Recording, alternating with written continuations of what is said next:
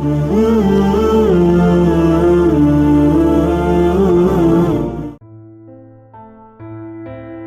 காப்பாற்றுவதற்காக ஓடிக்கொண்டிருந்தார் சின். ஆனால் அவள் நேரத்திற்கு அங்கு எந்த வண்டியும் வரவில்லை. இல்ல, இப்படியே ஓடிட்டு இருந்தா இப்படி நான் பாத்தை காப்பாத்துவேன்? இதுக்கு குறுக்கு வழிதான் சரியா இருக்கும் என்று யோசித்தவள் அங்கிருந்து அழுது கொண்டே ஓடினாள். சின் செய்ததை நினைத்து கோபத்தில் உட்கார்ந்து கொண்டிருந்தார் ஹரி.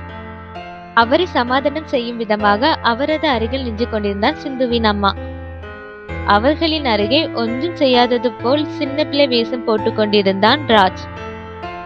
அங்கே வந்த ராஜ்வின் அம்மா ராஜ் அருகே வந்து நின்று அவனை முறைத்து பார்த்து கொண்டிருந்தார். என்ன நினைத்தாரோ, கோபத்தில் இருந்தவர் பலார் என்று அவனது கன்னத்தில் அடிக்க அவரது 5 விரலும் அவனது கன்னத்தில் பதிந்தது. ஆனால் அவர் ஒரு அடியுடன் நிறுத்தவில்லை. இங்கு அங்கு என்று அவனது கன்னத்தில் பலார் என்று அடி கொடுத்து கொண்டிருந்தார். அதனை பார்த்த ஹரி அவர் அருகே வந்து தடுத்தார். அவரது கையை பிடித்து, ஏய், உனக்கு இந்த சிம்பிள பைத்தியமா? எதுக்கு நீ அவனை போட்டு அடிச்சிட்டு இருக்க என்று கேட்டார். அதனை கேட்டவர், ஆமா, எனக்கு பைத்தியம்தான். இவனு போல ஒரு பையனை பெற்றதுக்கு நான் பெக்காமலே இருந்திருக்கலாம் என்று கோபத்துடன் கூறினார். இப்ப என்ன நடந்துட்டுன்னு இப்படி எல்லாம் பேசிட்டு இருக்க நீ என்று கேட்டார் ஹரி. அதனை கேட்டவர், என்னன்னா கேக்குறீங்க? நம்ம முன்னாடி ஒன்னும் தெரியாதது போல நிக்கிறானே இவன் தான் பாம்பு வச்சு பாத்த கொல்ல ட்ரை பண்ணிட்டு இருக்கான் என்று கூறினார். அதனை கேட்டு ஷாக்காக ஹரி மற்றும் சிந்துவின் அம்மா நின்று கொண்டிருந்தனர். அவர் இவ்வாறு கூறுவதை கேட்ட ராஜ் ஷாக்காக அவனது அம்மாவை பார்த்தான். அந்த பார்வையை பார்க்க உங்களுக்கு எப்படி தெரியும் என்பது போல் இருந்தது. அதனை பார்த்து புரிந்து கொண்டவர், எனக்கு எப்படி தெரியும் தானே பாக்குற? உன் ஃப்ரெண்டு கார்த்தி தான் என்கிட்ட வந்து சொன்னான். கார்த்தி, சின், ராஜ் மற்றும் பாத் அனைவரும் உயிர் நண்பர்கள். கார்த்தியின் அப்பா மிகவும் பயங்கரமான ரவுடி. அவர் தான் இந்த பாம் எல்லாம் சப்ளை செய்பவர். அவர் மூலமாக தான் பாத்தை கொள்வதற்கு தான் இந்த பாம் என்று தெரிந்தது அவனுக்கு. எனவே ராஜ் அம்மாவிடம் ஓடி வந்து இதனை கூறியுள்ளான். அதனை கேட்ட பிறகுதான் ராஜ் அம்மாவிற்கு இதெல்லாம் தெரியும். ராஜை பார்த்த ஹரி, ராஜ், இவங்க சொல்றதெல்லாம் உண்மையா என்று கேட்டார். அதனை கேட்டு ஒன்றும் கூறாமல் நின்று கொண்டிருந்தான் ராஜ்.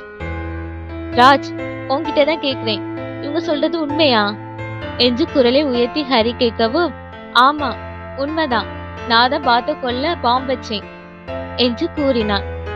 அதனை கேட்டவர், ஏண்டா, எதுக்கு இப்படி பண்ண? நீ கொல்ல நினைச்சது பாத்து இல்ல, சிந்தோட மனச என்று கூறினார்.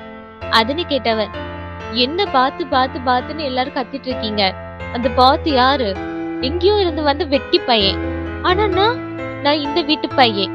ஆனா எங்கேயோ இருந்து வந்த அவனுக்கு கொடுத்த பிரியாரிட்டிய நீங்க ஏன் எனக்கு கொடுக்கல?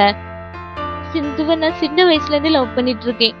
ஆனா என்னோட லவ் அவளும் புரிஞ்சுக்கல, நீங்களும் புரிஞ்சுக்கல. எதனால? நான் என்ன சிந்துவை நல்லா பாத்துக்க மாட்டேனா? பாத்துக்கு சிந்து லவ்வரா இருக்கலாம், ஆனா சிந்து எனக்கு உயிர். ஆனா அது எதுவும் உங்களுக்கு புரியல. சிந்து பாத்த கல்யாணம் பண்ணிக்கல எனக்கு விருப்பம் இல்ல. சிந்து எனக்கானவ, அவளை நான் யாருக்கு விட்டு கொடுக்க மாட்டேன் என்று கூறினான் ராஜ். அதனை கேட்ட ஹரி கோபத்தில் ராஜ் கண்ணத்தில் பலாரென்று அறைந்தார். என்ன பேசுற ராஜ்? என்னதான் உனக்கு அம்மா அப்பா வேற ஒருத்தங்களா இருந்தாலும் நீ இந்த வீட்டுல வளர்ந்த பையன். என்னை பொறுத்த வரைக்கும் நீ என்னோட பையன் மாதிரி என்று கூறினார். அதனை கேட்டவர், நீங்க புரிஞ்சுக்கிட்டா என்ன, புரிஞ்சுக்கலன்னா என்ன?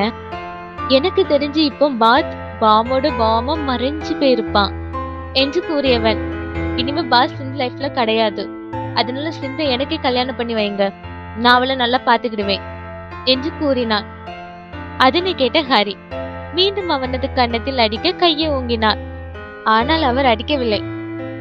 ஒன்னு அடிச்சு டைம் வேஸ்ட் பண்ண எனக்கு விருப்பம் இல்ல என்று கூறியவர் அங்கிருந்து காரை எடுத்து வருணையும் பாத்தையும் காப்பாற்றுவதற்காக வேகமாக சென்றார். இங்கு கோவிலை வந்து அடைந்தனர் வருண் மற்றும் பாத். இருவரும் அர்ச்சனை தட்டெடுத்து கோவிலுக்குள் சென்றனர். இருவரும் கோவில் வாசலை கடந்து உள்ளே வந்தனர். அப்போதுதான் அர்ச்சனை தட்டில் மோதிரம் இல்லாததை பார்த்தான் பாத். எனவே வருணை பார்த்தவன், டேட், மோதிரம் கார்லயே இருக்கு நினைக்கேன், நான் போய் எடுத்துட்டு வரேன், நீங்க போய் பூசைக்கு ரெடி பண்ணுங்க என்று கூறியவன் அங்கிருந்து காரை நோக்கி நடந்து வந்தான். குறுக்கு வழியில் வந்ததால் கோவிலுக்கு விரைவில் வந்து சேர்ந்தார் சிங். அது ஒரு சிறிய கிராமம் என்பதால் அந்த கோவில் ஒரு காட்டு பகுதிக்குள் தான் இருந்தது. எனவே அங்கு அதிகமாக மக்கள் வரமாட்டார்கள். ஏதாவது விசேஷ நாள் என்றால் மட்டுமே அங்கு அதிகமாக மக்கள் வருவர். இன்று பாத் மற்றும் வருண் மட்டுமே அந்த கோவிலில் இருந்தனர். இங்கு அங்கு என்று தேடி பார்த்தவர் பாத்வின் கார் ஒரு தூரமாக நிற்பதை பார்த்தார். அங்கு பாத் மோதிரத்தை முன் சீட்டில் தேடிக்கொண்டிருந்தார். ஆனா அவனுக்கு அந்த மோதிரம் கிடைக்கவில்லை. எனவே பின் சீட்டில் மோதிரத்தை தேடிக்கொண்டிருந்தான். அதனை பார்த்து அவன் அருகே ஓடி வந்தவர் சரியாக சின் காரின் அருகே ஓடி வரவும் பாம் வெடித்து காரில் உள்ள அனைத்தும் சுக்குநூறாக உடைந்து தெரித்தது. எனவே தூக்கி எறியப்பட்டவள் ஒரு மரத்தில் மோதி கீழே விழுந்தாள். அதில் அவளது தலையில் பயங்கரமாக அடிபட்டு ரத்தம் வெளியே வந்து கொண்டிருந்தது. தலையில் அடிபட்டதால் அவளுக்கு அனைத்தும் மங்கலாக தெரிய அப்படியே மயங்கி விழுந்தாள்.